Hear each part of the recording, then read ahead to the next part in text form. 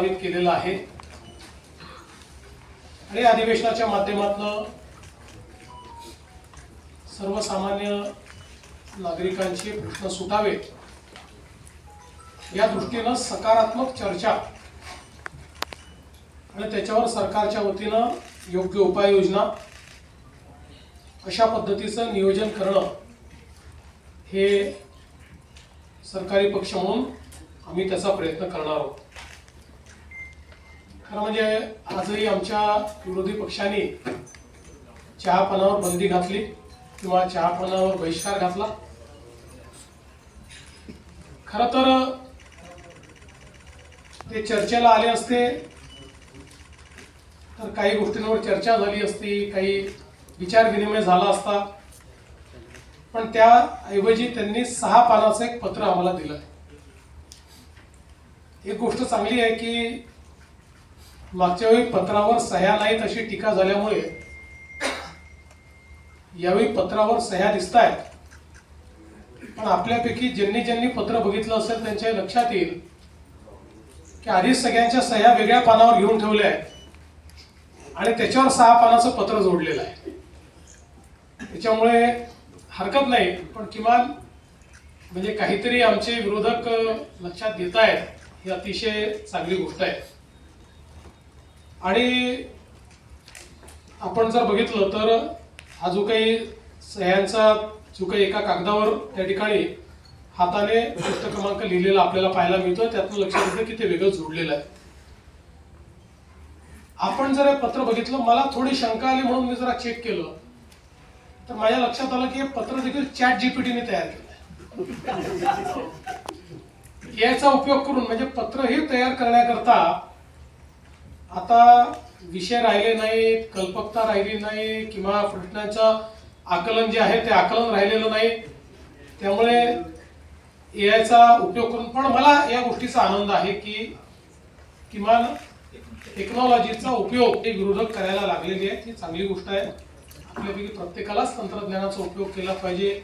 येणारा जमाना एआयचा असल्यामुळे येणारी आव्हानं लक्षात घेत विरोधकांनी आतापासून त्याचा उपयोग सुरू केला, त्याबद्दल मी त्यांचं अभिनंदन देखील या निमित्ताने करतो। आणि खरं तर आपण बघितलं पाहिजे की आता या ठिकाणी यावेळी जयंतराव वेळेवर पोहोचले या पत्रकार परिषदेमध्ये, कारण आपण कनेक्टिंग लिंक तयार केलेली असल्यामुळे ते कुठेही ट्रॅफिकमध्ये अडकले नाहीत आणि या ठिकाणी ते पोहोचले। फक्त आता अल निनोला देखील आमच्याशी जोडण्याचा प्रयत्न त्यांचा चाललेला आहे। ही देखील अतिशय आनंदाची गोष्ट आहे की हे पण जर त्यांनी ChatGPTला विचारलं असतं तर अशा प्रकारचे स्टेटमेंट्स त्यांनी केले नसते। आणि आपल्याला कल्पना आहे की भास्करराव अलीकडच्या काळात खूप रागवतात। तुम्ही कालच बघितलं असेल की ते आपले मिलिंद नार्वेकर म्हणजे 2-4 वेळा हॉर्न वाजवल्यानंतर भास्कररावनी त्यांचंच ऑपरेशन तुडवा करून टाकलं।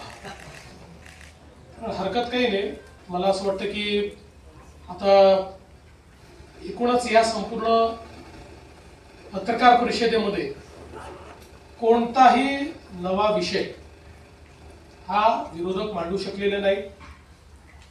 त्यांच्या पत्रातही म्हणजे एक तर पॅरेग्राफ असा आहे की मी तुम्हाला 2023 पासूनच्या प्रत्येक पत्रामध्ये तो पॅरेग्राफ तुम्हाला दाखवू शकतो, म्हणजे त्याचं ते काही बदलतच नाही, तशाला तसे तेच घटना टाकतात। ज्या घटनांवर चर्चाही झाली, कारवाई झाली तरी त्याच घटना टाकतात, कारण लोकांना अपेक्षित असे मुद्दे हे विरोधकांना अवगतच नाही आहेत। हा याच्या मागचा मोठा प्रश्न आहे। आता त्यांनी कर्जमाफीच्या संदर्भात देखील याच्यामध्ये सूतोवाच केलेला आहे। पहिल्यांदा तर मी स्पष्ट करू इच्छितो, समोर कुठल्याही निवडणुका नसताना आम्ही कर्जमाफी केली आहे। केवळ विधानसभाच नाही तर आम्ही स्थानिक स्वराज्य संस्थांच्या निवडणुका जिंकलेलो आहोत,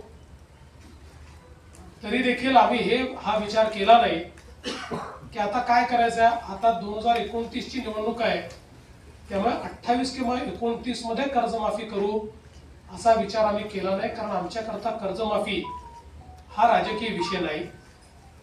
आमच्याकरता कर्जमाफी ही शेतकऱ्यांकरता एक आपल्याला आमचा शेतकरी जगला पाहिजे, आमच्या शेतकऱ्याला पुन्हा कर्ज घेण्याची शक्ती प्राप्त झाली पाहिजे, याकरताचं एक इन्स्ट्रुमेंट, एक उपकरण म्हणून आम्ही कर्जमाफीकडे पाहतो. यापूर्वीही जेव्हा आम्ही कर्जमाफी केली होती तेव्हाही मी सांगितलं होतं की कुठल्याच कर्जमाफीने शेतकरी कधी श्रीमंत झाला नाही. कर्जमाफी हा काही परमनंट उपाय पण नाही, पण परिस्थिती अनुरूप आपल्याला कर्जमाफी करावी लागते, कारण त्याशिवाय त्या कर्जाच्या नेटमध्ये पुन्हा आपल्याला शेतकऱ्यांना आणता येत नाही. पण हे करत असताना यावेळी आपण एक कमिटी तयार केली आणि त्या कमिटीला हे काम दिलं होतं की त्यांनी शॉर्ट टर्मच्या उपाययोजना, लॉंग टर्मच्या उपाययोजना, बँकिंग सिस्टीमवर त्याचा होणारा परिणाम, या सगळ्या गोष्टीचा विचार करून त्या संदर्भातला रिपोर्ट द्यावा. समितीच्या रिपोर्टच्या आधारावर काही निकष आपण यामध्ये टाकलेले आहेत.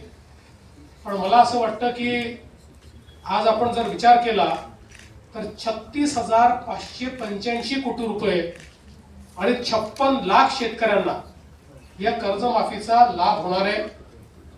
आणि हा जो आकडा आहे आतापर्यंतच्या झालेल्या कर्जमाफीमधला सगळ्यात मोठा आकडा आहे. सर्वात जास्त बेनिफिशियरीज आतापर्यंतच्या कर्जमाफीमधले या कर्जमाफीत असणार आहे.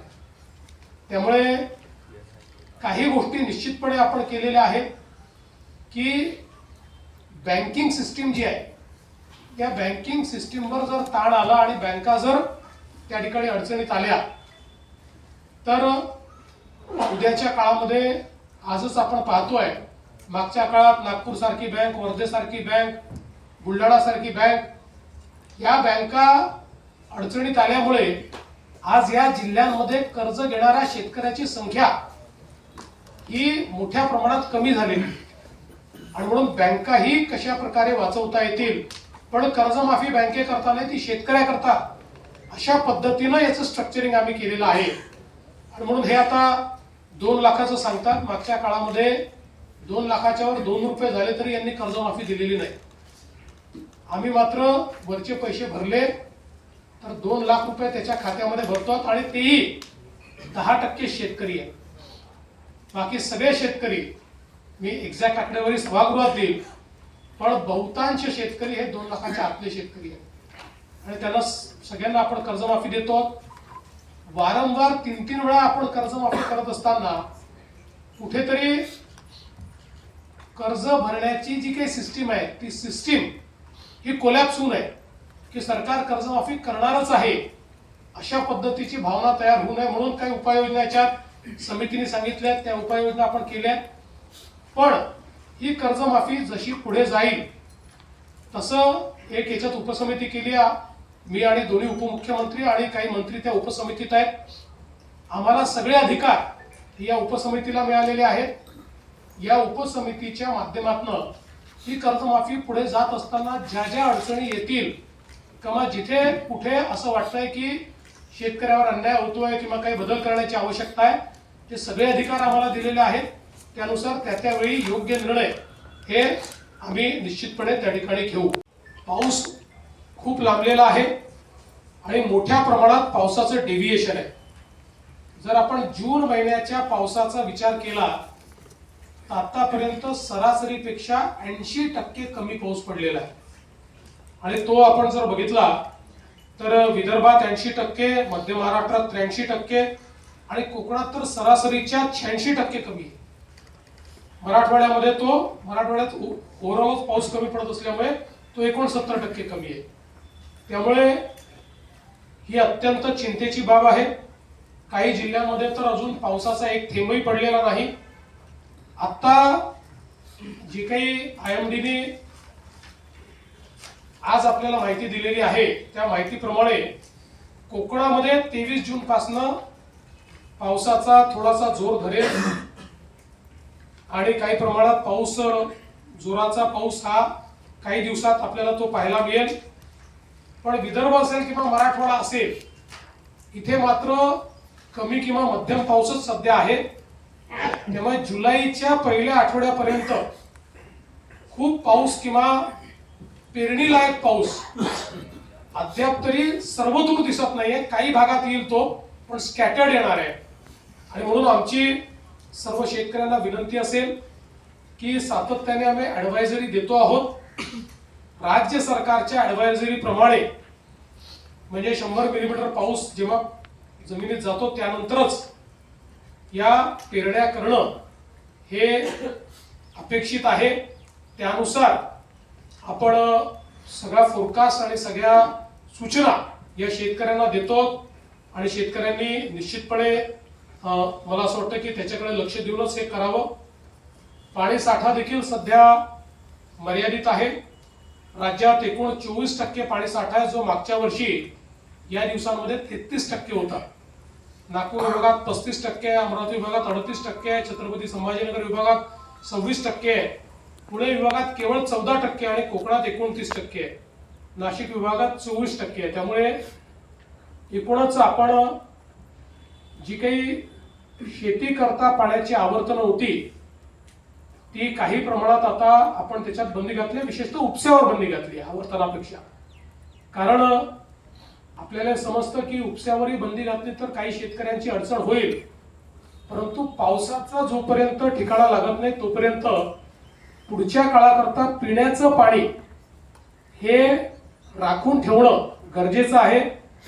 अन्यथा मान्सून जर लांबला तर पाण्याचं दुर्भिक्ष, पिण्याच्या पाण्याचं दुर्भिक्ष तयार झालं तर मात्र खूप मोठं संकट हे महाराष्ट्रावर उभं राहील. आणि म्हणून काही प्रमाणात थोडी शेतकऱ्यांची नाराजी पत्करून देखील आम्ही उपसा जो आहे तो आता त्या ठिकाणी बंद केलेला आहे. बाकी आपल्याकडे बियाण्यांची परिस्थिती अगदी चांगली आहे. भरड धान्याचं पीक जर लोकांनी थोडं शेतकऱ्यांनी जास्त घेतलं तर कमी पाण्यात देखील ते मॅनेज होऊ शकतं. आता इंधन आणि गॅसच्या पुरवठ्यातही काही फार अडचणी राहिलेल्या नाही आहेत. आणि मला असं वाटतं की आता खतांच्या संदर्भातही मिश्र खतं योग्य पद्धतीने उपलब्ध आहेत. युरियाची थोडी कमतरता आहे, पण एकदम कमतरता आहे असं नाही आहे. त्याच्यामध्ये थोडं लक्ष देऊन आपण युरियाचं जे काही वाटप आहे ते करण्याचा प्रयत्न या ठिकाणी करतो आणि केंद्र सरकार त्याचा पुरवठा देखील आपल्याला या ठिकाणी करते. आज खरं म्हणजे विरोधकांनी आपल्या पत्रामध्ये नीट परीक्षेचा उल्लेख केलेला आहे. आज अतिशय नीट पद्धतीनं नीटची परीक्षा पार पडलेली आहे आणि राज्यातील 2 लाखापेक्षा जास्त विद्यार्थ्याने कुठलीही अडचण न येता नीटची परीक्षा ही त्या ठिकाणी दिलेली आहे.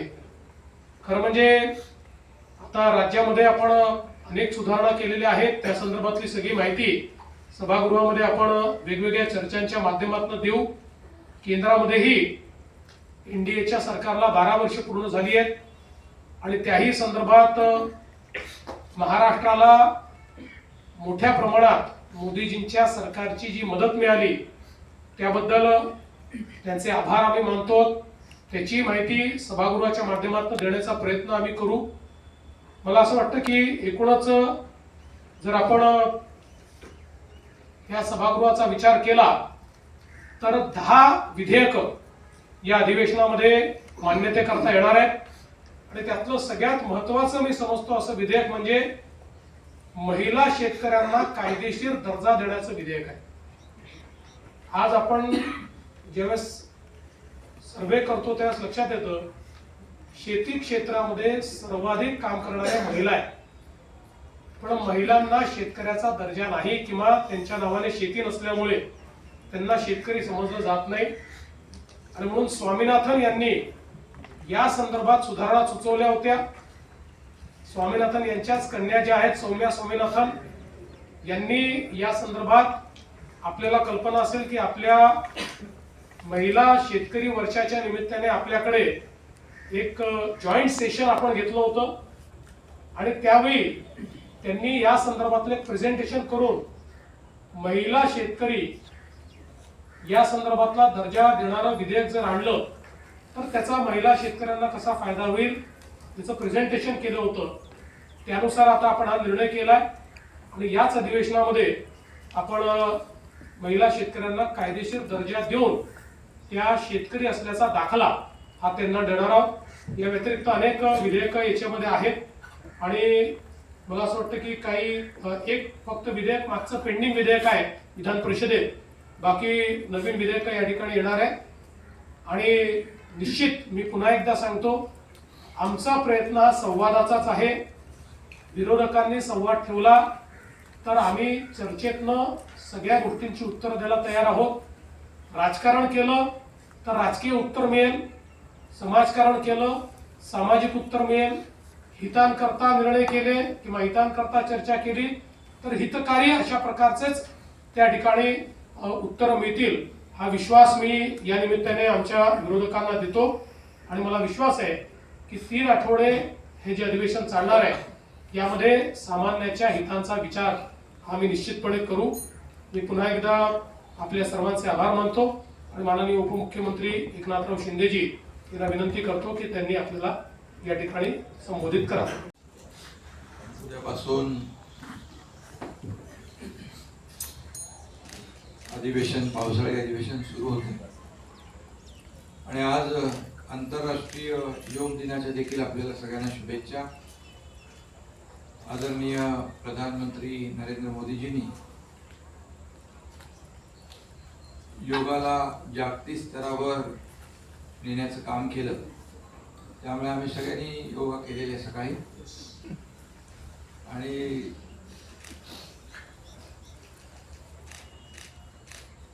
विरोधकांना काही आता त्या पत्रकार परिषदेमध्ये पाहिला की फार अगदी बिनबुडाचे आरोप दरवेळेप्रमाणे करतात, तसे केलेले आहेत. त्यांची जळजळ मळमळ आम्ही समजू शकतो, पण त्यांनी पण योग करावा आणि चांगलं फिट राहावं. खरं म्हणजे त्यांचा बहिष्कार कायम आहे. म्हणजे तिकडे एकतर एवढं युद्ध चालू आहे इराण आणि अमेरिकेचं, त्यांनी देखील सीज फायर केलं, पण यांचं काय बहिष्कार संपत नाही. खरं म्हणजे त्यांना आमचा दिवसा आवडत नाही चहा, लपून छपून रात्रीचे भेटतात काही लोक. त्यांच्याकडे एक मेसेज आला होता, हे बदलून बघा. गमतीचा भाग आहे, परंतु माझं त्यांना एवढंच सांगणं आहे की अधिवेशन जे असतं ते राज्यातले प्रश्न सोडवण्यासाठी आणि राज्यातल्या प्रश्नांना न्याय देण्यासाठी. परंतु विरोधी पक्षाने नेहमीच बहिष्काराचं जे काही हत्यार कायम ठेवलेलं आहे आणि त्यामुळे ठीक आहे, मुख्यमंत्री महोदयांनी सांगितलेलं आहे की आमची सगळ्या प्रश्नांची उत्तर द्यायची आमची तयारी आहे. सभागृहामध्ये आज अनेक विषय आहेत. दुष्काळ म्हणजे आता पाऊस आपला अल्निनोमुळे पुढे गेला आहे, त्याच्यावरचं नियोजन आहे, त्याच्या बाबतीत सूचना असतील. पुढच्या शेतकऱ्यांच्या बाबतीत काही प्रश्न असतील त्यांनी मांडावे. आणि मुख्यमंत्री महोदयांनी शेतकऱ्यांच्या बाबतीमध्ये अगदी आकडेवारी सहित सगळे आकडे इथे दिलेले आहेत. मी आपल्याला सांगू इच्छितो की आमच्या महायुती सरकारच्या काळात आतापर्यंतच्या इतिहासामध्ये शेतकऱ्यांना जेवढी मदत कधी झाली नाही तेवढी मदत शेतकऱ्यांना झालेली आहे. त्याचे आकडे माझ्याकडे आहेत. आकडे मगाशी देखील मुख्यमंत्री महोदयांनी 36,000 कोटीची जी आपली कर्जमाफी आहे ती देखील आहे. 2022 मध्ये 15,000 कोटी रुपये त्यांना दिले आपण. त्याचबरोबर महाविकास आघाडीने जी कर्जमाफी केली होती त्याचे जे नियमित कर्जफेड करणाऱ्या लोकांचे 50,000 रुपये ते त्यांनी दिले नाही, ते आम्ही दिले 2023 मध्ये. त्यामुळे शेतकऱ्यांना मदत करताना कधी महायुतीने हात आखडता घेतला नाही. आमच्या काळात शेतकऱ्यांना NDRFच्या दुप्पट मदत दिली. 2 हेक्टरची लिमिट 3 हेक्टर केली. अगदी गोगलगायींनी केलेले नुकसान देखील भरून दिलं. सततच्या पावसामुळे होणारं नुकसान ते देखील दिलं. या सगळ्या गोष्टी ज्या आहेत विरोधकांना माहीत आहेत, विरोधी पक्षाला माहीत आहेत, तरी सुद्धा नेहमी ते बिनबुडाचे आरोप करत असतात. आज मगाशी देखील मुख्यमंत्री म्हणाले की निवडणुका आहेत का आता, तर नाही आहेत. परंतु जे आम्ही घोषणा केली शेतकऱ्यांना कर्जमाफीची ते आम्ही दिलेला शब्द पाळणारे आहोत. आम्ही आमची भूमिका अतिशय शेतकऱ्यांच्या बद्दल उदार भूमिका आहे. शेतकरी हा आपला मायबाप आहे. आम्ही नेहमी म्हणतो आमच्या तिजोरीवर, राज्याच्या तिजोरीवर, सरकारच्या तिजोरीवर पहिला अधिकार कुणाचा असेल तर बळीराजाचा असेल. आणि म्हणून बळीराजाला कधीही वाऱ्यावर न सोडण्याचं काम महायुती सरकारने केलेलं आहे. आणि त्यामुळे त्यांनी समोर चर्चा करावी, त्यांनी किती पैसे दिले, आम्ही किती दिले, कारण आम्ही देणारे आहोत, घेणारे नाही. आणि त्यामुळे हे वारंवार आम्ही दाखवलेलं आहे. आणि म्हणूनच मी आपल्याला सांगतो की आता शेतकरी जो अल निनोमुळे आता संकटात आहे त्याला आपण मदत केली पाहिजे. मग सत्ताधारी पक्ष असू दे, विरोधी पक्ष असू दे, सगळ्यांनी एकत्र येऊन या ठिकाणी शेतकऱ्यांच्या प्रश्नावर आपण चर्चा केली पाहिजे. शेतकऱ्यांना न्याय मिळाला पाहिजे. त्याचबरोबर पेरण्यांच्या बाबतीमध्ये देखील मुख्यमंत्री म्हणाले पेरण्यांची देखील घाई करता कामा नये, दुबार पेरणीची वेळ येता कामा नये, याच्याबद्दल देखील आपले सगळे लोक मार्गदर्शन करतायत. आणि म्हणून आपल्याला लवकरात लवकर पाऊस पडावा आणि शेतकऱ्यांना एक मोठा दिलासा मिळावा अशा प्रकारचं आपण सगळेच जण प्रार्थना करतोय. आणि नेहमीच राजकारण तर आपण राजकारण नेहमी करतोच आहे, परंतु जेव्हा अधिवेशन असतं त्यावेळेस मात्र थोडं राजकारण बाजूला ठेवून आपण समाजकारण केलं पाहिजे. आणि या राज्यातल्या शेतकरी असतील, कष्टकरी असतील, लाडक्या बहिणी असतील, कामगार असतील, सगळे जे कोणी लोक असतील यांना न्याय मिळवून कसा आपल्याला देता येईल. आणि विरोधी पक्षाचं काम जिथं सरकार चुकत असेल नक्की विचारा, परंतु सरकार चांगलं काम करत असेल तरी सुद्धा बिनबुडाचे आरोप करायचे, टोकत राहायचं, ह्या सगळ्या काही गोष्टी योग्य नाही आहे. मी आपल्याला सांगतो 2.5 वर्षाच्या माझ्या मुख्यमंत्री पदाच्या कारकिर्दीत जी कामं झाली तुमच्या समोर आहे, पण मुख्यमंत्री देवेंद्रजींच्या आता 1.5 वर्षाच्या काळात देखील आपण पाहिले तर आम्ही 300 निर्णय घेतले. सर्व समावेशक गृहनिर्माण धोरण आणलं, 35 लाख लोकांना घरे द्यायचे, झोपडपट्टी मुक्त महाराष्ट्रासाठी क्लस्टर योजना, समूह पुनर्विकास योजना ती करतोय. मुंबई पुणे मिसिंग लिंकचं उद्घाटन आम्ही केलेलं आहे. ग्रामीण पेयजल धोरण आम्ही आणलेलं आहे. प्रशासन अधिक कार्यक्षम आम्ही करतोय. सरकारी विभाग वाढवून मुख्यमंत्री महोदयांच्या मार्गदर्शनात 46 आपण केले. ग्रामीण भागात 3,500 किलोमीटरचे रस्ते आम्ही बांधतोय. 90,000 कोटींच्या उद्योगांना प्रोत्साहन दिलेलं आहे. 20,000 रोजगार मिळतील. आणि राज्यात यायचं धोरण मगाशी तुम्ही बघा ते त्यांनी पत्रामध्ये AI वापरलेलं आहे. यायचं धोरण आम्ही जाहीर करतोय. त्याचबरोबर विकसित भारत जी योजनेची प्रभावी अंमलबजावणी देखील आम्ही करतोय. विरार अलिबाग मल्टीमॉडल कॉरिडॉर आम्ही करतोय. त्याचबरोबर अनेक depot, gateway of India metro 23,487 कोटीला मंजुरी दिली आहे. सांडपाणी प्रक्रिया पुनर्वापर धोरण 424 शहरांना लाभ देणारं धोरण या ठिकाणी आम्ही आणले. तुम्हाला एकच सांगतो, मुंबई महापालिका 20-25 वर्ष ज्यांच्या ताब्यात होती, सिमेंटचे रस्ते जाऊ द्या, साधे STP पण नव्हते, सगळं प्रदूषित पाणी समुद्रात जात होतं. आम्ही जेव्हा महायुती पुन्हा सरकारमध्ये आलो 22ला, आम्ही दोघांनी निर्णय घेतला आणि सिवरेज ट्रीटमेंट प्लॅनला मंजुरी दिली. 7 ट्रीटमेंट प्लॅन, प्रदूषण देखील कमी होईल. म्हणजे एक उदाहरण दिलं तुम्हाला मी. त्यामुळे सगळे स्टे होते ते पण आम्ही काढून ते जाऊ देते, खूप जुनं झालं. आणि स्पीड ब्रेकर काढून टाकले. महाविकास आघाडीचा पाय कशावर होता तर ब्रेकवर होता, आमचा कशावर एक्सिलेटरवर आहे. आणि म्हणून हा फरक आहे महायुती आणि हा. आणि त्यामुळे आता खूप मोठ्या प्रमाणावर इन्फ्रास्ट्रक्चर मध्ये आपण नंबर 1 आहोत, GDP नंबर 1 आहोत, स्टार्टअप मध्ये नंबर 1 आहोत, FDI मध्ये नंबर 1 आहोत, सगळीकडे नंबर 1 आहे. नवी मुंबईचं एअरपोर्ट त्याचं लोकार्पण झालं. आता ठाणे आणि नवी मुंबई विमानतळ उन्नत मार्ग आम्ही करतोय. मुंबई आणि नवी मुंबई एअरपोर्टला मेट्रोने जोडतोय. हे सगळे प्रकल्प सांगण्याचं कारण आपल्याला की ते म्हणतात काय केलं काय केलं काय केलं. अरे काय केलं तर हे बघा ना, डोळे उघडा, डोळे बघा नीट. आणि त्यामुळे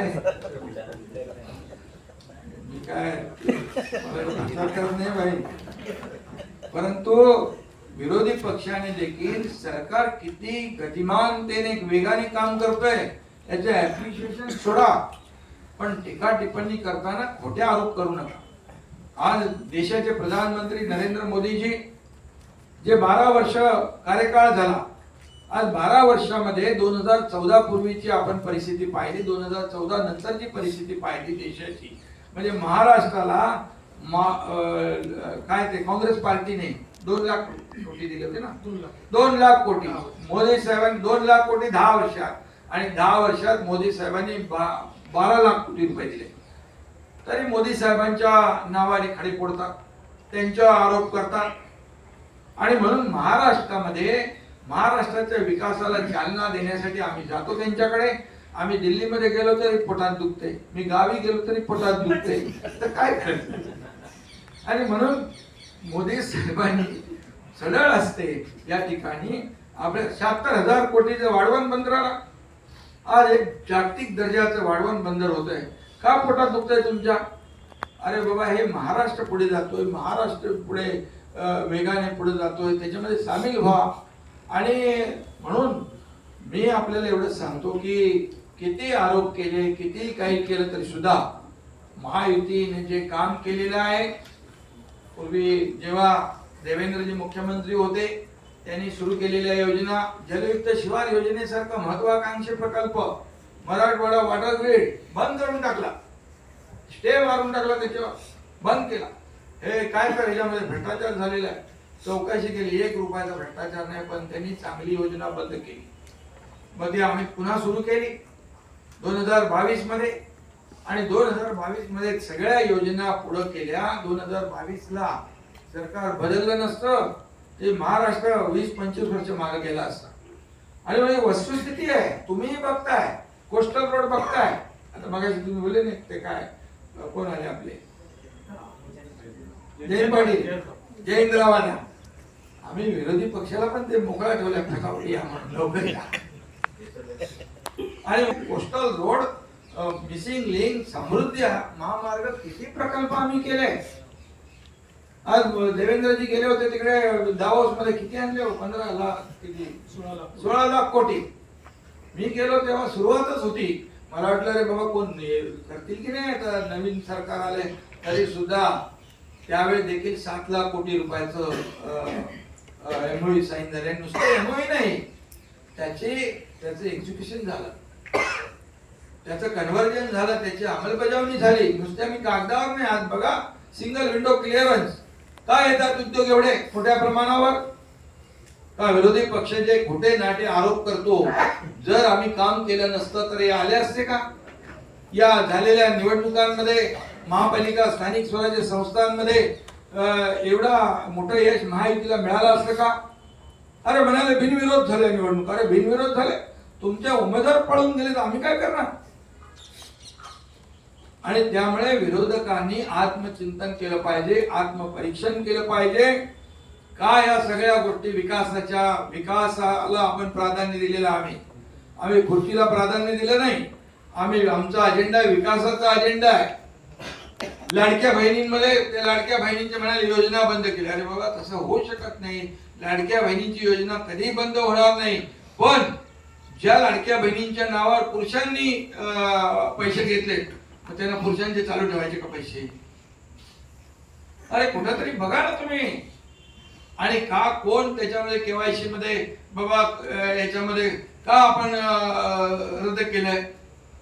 आणि पात्र आमची लाडकी बहीण एकही वंचित राहणार नाही योजनेपासून, हे देखील पत्रकारांना आम्ही तर आपल्या माध्यमातून त्यांना सांगतो. अरे तुम्ही योजना सुरू केली तर कोर्टात कोण गेलं होतं? कोर्टात तेच गेले होते, बंद मिळू नये म्हणून लाडक्या बहिणींना. आणि त्यामुळे ते जाऊ द्या, परंतु आम्ही लाडकी बहीण योजना सुरू केली, राबवली, पुढेही चालू राहणार. आणि या सगळ्या योजना ज्या आहेत या सगळ्या योजना बघा, कर्जमाफीचा आम्ही निर्णय घेतला. मुख्यमंत्र्यांनी अर्थसंकल्पीय अधिवेशनामध्ये घोषणा केली, त्याचं आता शेतकऱ्यांना वाटप सुरू होत आहे. आणि मग आम्ही बोलतो ते करतो, दिलेला शब्द पाळतो. आम्ही प्रिंटिंग मिस्टेक कधी म्हणत नाही.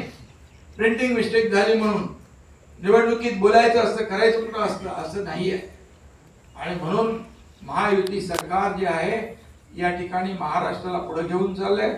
डबल इंजिन सरकार आहे, केंद्र सरकारचं पूर्ण पाठिंबा आहे आणि म्हणून मी आपल्याला एवढं सांगतो, यावं त्यांनी सभागृहामध्ये बोलावं, चर्चा करावी, प्रत्येक प्रश्नाला त्याला जबाब मिळेल. पायऱ्यांवर जाऊन फक्त स्टंटगिरी करायचं सोडून द्या आणि लोक बघतात, लोक पाहतात आणि म्हणून विरोधी पक्षाला देखील हे संख्या कमी असली तरी सुद्धा आम्ही त्यांना मान देणार. शेवटी लोकशाहीमध्ये आम्ही सत्तेत असलो तरी सुद्धा त्यांचा अनादर करणार नाही. परंतु त्यांनी देखील या ठिकाणी जे आहे वस्तुनिष्ठ बोललं पाहिजे. फुकटचं काहीतरी खोटे नाटे आरोप करता कामा नये, एवढंच माझी त्यांना सूचना आहे. आजच्या या पत्रकार परिषदेसाठी उपस्थित सर्वच आपण पत्रकार बंधू भगिनींनो आणि माध्यम प्रतिनिधींचे सर्वांचेच मी मनापासून स्वागत करते. तसेच आपल्याला आजच्या जागतिक योग दिनाच्या शुभेच्छा देते. उद्या पण महाराष्ट्र विधिमंडळाचा पावसाळी अधिवेशनाला प्रारंभ होत आहे. या अधिवेशनाच्या पूर्वसंध्येला या पत्रकार परिषदेच्या आयोजन केलेलं आहे आणि आपण सर्वजण उपस्थित आहात, त्याबद्दल सर्वांचंच धन्यवादही मानते. आपल्या लोकशाही व्यवस्थेमध्ये विधिमंडळ हे जनतेच्या अपेक्षा, प्रश्न आणि आकांक्षा मांडण्याचं सर्वोच्च व्यासपीठ आहे असं माझं मत आहे. आणि या अधिवेशनामध्ये जनहिताचे विषय, विकास कार्य आणि राज्याच्या प्रगतीशी संबंधित महत्त्वाच्या मुद्द्यावर सखोल चर्चा नक्कीच होईल. अधिवेशनाच्या या पूर्वसंध्येला आयोजित चहापान कार्यक्रम ही राज्यातली खरंतर जुनी आणि सकारात्मक परंपरा आहे. हा कार्यक्रम केवळ औपचारिकता नसून सत्ताधारी आणि विरोधी पक्षांमधील संवादाचं प्रभावी माध्यम आहे. मतांमध्ये विविधता असू शकते, पण लोकशाहीमध्ये संवाद अत्यंत महत्त्वाचा असतो. जनतेच्या हितासाठी विधायक चर्चा आणि सकारात्मक सहकार्य हे आवश्यक असतं. आणि आपल्याला माहितीच आहे की विरोधकांनी नेहमीप्रमाणे चहापानावर बहिष्कार घातलेला आहे. मात्र मी जास्त याच्यावर बोलू इच्छित नाही, कारण मुख्यमंत्री साहेबांनी सर्व सांगितलेलं आहे. पण माझं मत आहे की संवादाने प्रश्न सुटतात आणि यावर माझा विश्वास आहे. राज्य सरकार विरोधकांच्या प्रत्येक विधायक सूचनांचं नेहमीच स्वागत करत आलेले आहे. जनतेच्या प्रश्नावर चर्चा करून मार्ग काढण्याची आमची नेहमीच भूमिका राहिलेली आहे. आणि राज्याच्या विकासासाठी शेतकरी, कामगार, महिला, युवक, उद्योग, शिक्षण, आरोग्य आणि पायाभूत सुविधांशी संबंधित विषयांवरती सरकार अधिवेशनामध्ये नेहमीच सकारात्मक भूमिका मांडत आली आणि मांडेल. यंदाच्या या अल निनोच्या प्रभावामुळं राज्यामध्ये अपेक्षित प्रमाणामध्ये पाऊस अद्याप सुरू झालेलाच नाही. अजूनही मान्सूनचा प्रभाव आपल्याला हवा तसा नाहीच आहे. अशा परिस्थितीमध्ये शेतकऱ्यांच्या घाईगडबडीत पेरणी करण्याचं टाळावं. भारतीय हवामान विभागाच्या म्हणजेच IMD अधिकृत अंदाज घेऊनच पेरणीबाबत निर्णय घ्यावा असं आमचं सगळ्यांचंच मत आहे. आपल्याला माहिती आहे की प्रधानमंत्री किसान सन्मान निधी योजनेचा 23वा हप्ता आदरणीय पंतप्रधान नरेंद्र मोदी साहेबांच्या हस्ते 2 दिवसांपूर्वी ऑनलाईन पद्धतीनं वितरित करण्यात आला. या हप्त्याअंतर्गत महाराष्ट्रातील सुमारे 51 लाख शेतकरी कुटुंबांचा त्यांच्या खात्यात एकूण 1,817 कोटींची रक्कम थेट जमा करण्यात आलेली आहे. सध्याच्या मान्सून आगमनाला उशीर होत असल्याच्या पार्श्वभूमीवर बळीराजाला यामुळे नक्कीच धीर, आधार आणि दिलासा देणारी ही बाब आहे. हे पावसाळी अधिवेशन जनतेच्या अपेक्षांना न्याय देणारं, विकासाला गती देणारं आणि राज्यही त्यांचे निर्णय घेणारं ठरेल असा माझा विश्वास आहे. महाराष्ट्रातील सर्वांगीण विकासासाठी महायुती सरकार नेहमीच कटिबद्ध आहे. जनतेचे प्रश्न सभागृहात मांडले जातील, त्यावर सगळ्यांकडूनच प्रभावी उत्तरं दिली जातील असा मला विश्वास आहे. आणि बाकी सगळ्याच घटकांवर आदरणीय मुख्यमंत्री साहेबांनी, उपमुख्यमंत्री साहेबांनी प्रकाश टाकलेलाच आहे. युनोने हे वर्ष आंतरराष्ट्रीय महिला शेतकरी वर्ष म्हणून जाहीर केलं आहे आणि महिला शेतकऱ्यांना त्यांचे हक्क आणि सन्मान मिळवून देण्यासाठी राज्य शासन कटिबद्ध आहे. यांच्या या समीकरणासाठी व अधिवेशनात विधेयक सादर केलं जाणार आहे आणि हे अधिवेशन अतिशय सकारात्मक रीतीने पार पडेल असा माझा विश्वास आहे. धन्यवाद.